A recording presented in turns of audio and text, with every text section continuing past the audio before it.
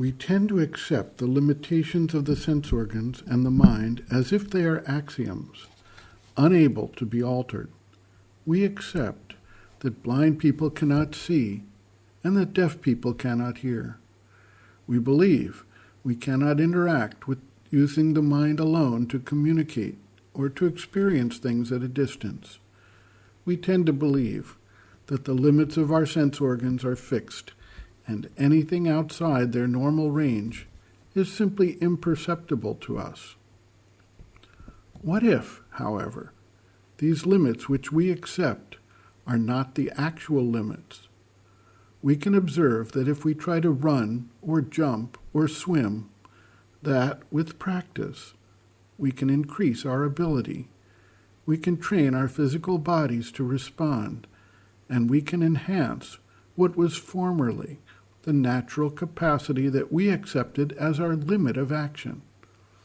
At a certain level of training, we constantly find that world records for speed, height of jumping, distance of throwing, etc., are frequently being broken as individuals enhance beyond the limits that previously set those records.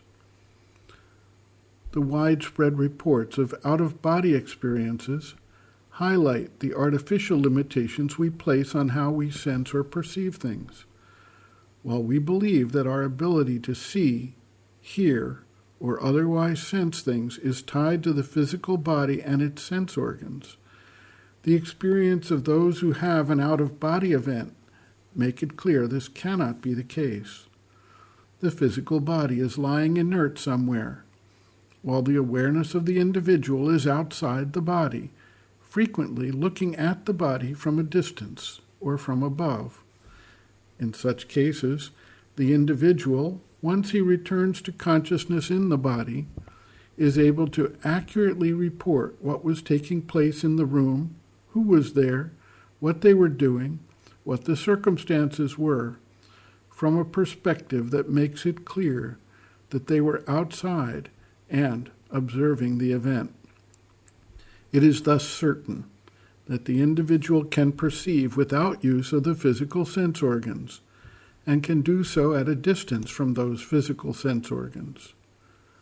The phenomenon of remote viewing also makes it clear that under certain circumstances, individuals can experience what is taking place at distances of many thousands of miles and report back on what is being viewed.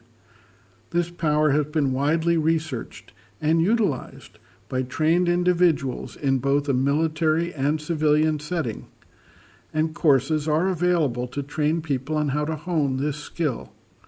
Once again, there is no reliance on the sense organs of the physical body. Various spiritual practices utilize the power of visualization to create or recreate the atmosphere and vibration of a distant location. For instance, an individual may place himself in a sacred spot in his mind to awaken the force that is active in that location.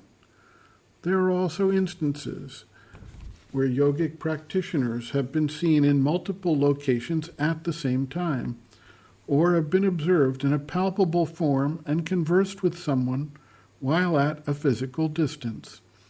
Paramahansa Yogananda, in his autobiography of a yogi, describes several such events to which he was personally the observer. The great yogi of Tibet, Milarepa, was said to have appeared to his disciples concurrently in multiple locations to provide them a teaching at the time of his physical death. The mother writes, quote, "The field of our sense experience has an absolutely ridiculous limitation.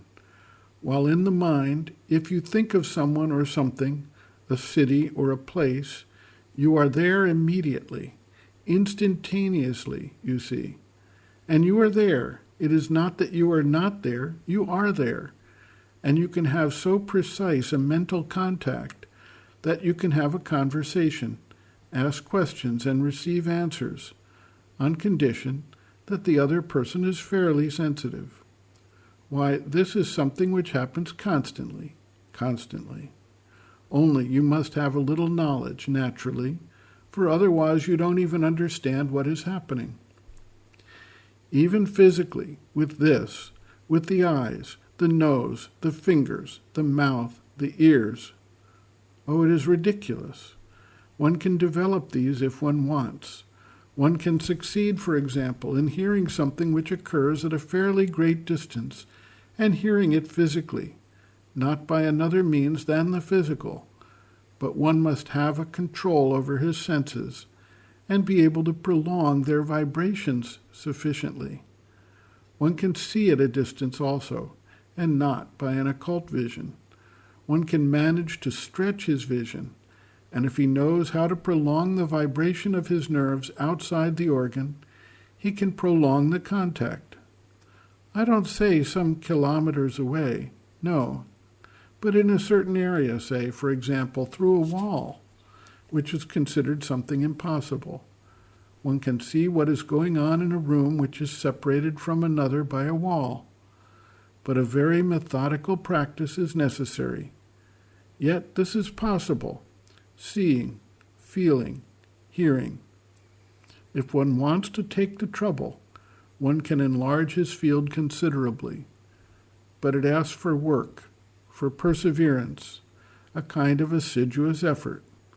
Why, it has even been found that one can develop other visual centers than the eye. It has been tried out with people who, for some reason or other, have no vision in the eye. One can develop other centers, or another center of vision, by a continuous, methodical effort. Jules Roman has written a book about it. He himself conducted experiments and obtained very conclusive results. This means that we have a number of possibilities which we let sleep within us because we don't take the trouble to develop them very much. We can do infinitely more than we actually do, but we take things like that as they come. End quote. Reference, Sri Aurobindo and the Mother, Powers Within, Chapter 1, Latent Powers, pages 7 to 8.